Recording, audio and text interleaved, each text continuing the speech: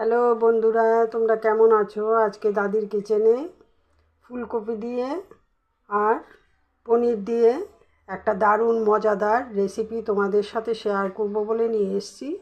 তোমরা দেখতে থাকো।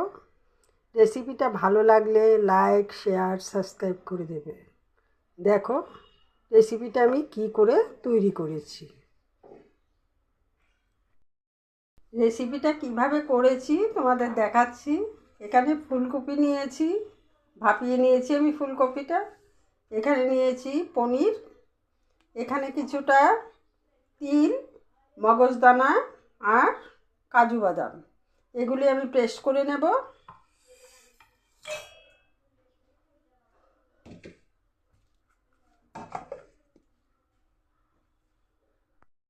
রেসিপিটা করার জন্য আমি উনানে একটা প্যান বসিয়ে দিয়েছি, প্যানে একটু তেল দিয়ে দিয়েছি, তেলটা গরম হয়ে গেছে। এখন আমি পনিরগুলি ভেজে নেব।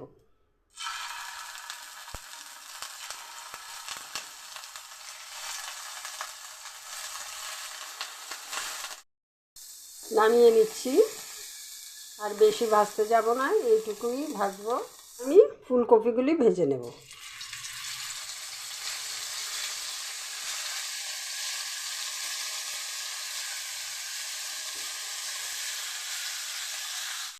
আজকের রেসিপির মধ্যে আমি হলুদ ব্যবহার করব না, তাই নুন দিয়ে ভেজে নিচ্ছি। আর কিছুটা লঙ্কার গুঁড়ো দিয়ে দিচ্ছি।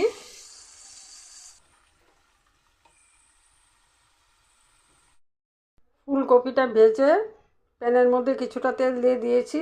এখন একটা শুকনো লঙ্কা দিয়ে দিচ্ছি এলাচ, দারচিনি, আস্ত জিরে আর তেজপাতা, কাঁচা লঙ্কা আর আদা বাটাটা দিয়ে দিচ্ছি।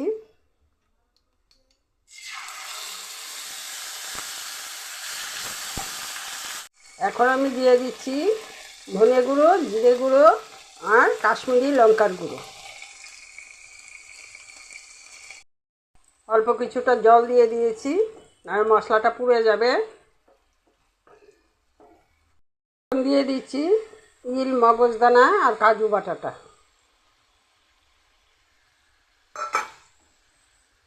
দিয়ে দিচ্ছি পরিমাণ মতো নুন, দিয়ে দিচ্ছি অল্প কিছুটা চিনি, তাতে সবজির ব্যালেন্সটা খুব ভালো আসবে।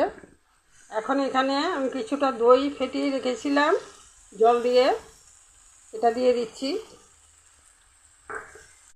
তার সাথে দিয়ে দিচ্ছি ফুলকপিগুলি। সাথে মশলাটা আমার কষানো হয়ে গেছে, তেল ছাড়তে শুরু করেছে। এখন আমি মিক্সি জারে যে তিলটা আমি পেস্ট করেছিলাম ওটা ধুয়ে জল দিয়ে দিচ্ছি। ফুলকপিটা আমার সেদ্ধ হয়ে গেছে, এখন আমি পনিরগুলি দিয়ে দিচ্ছি। দিয়ে দিচ্ছি অল্প কিছুটা গরম মশলা। রান্নাটা আমার শেষ হয়ে এসছে, ঘি দিয়ে এটা নামিয়ে নেব। তোমরা এইভাবে একবার রান্না করে খেয়ে দেখো, দারুণ হয় খেতে। রেসিপিটা এখানেই শেষ করছি। তোমরা ভালো থেকো, সুস্থ থেকো।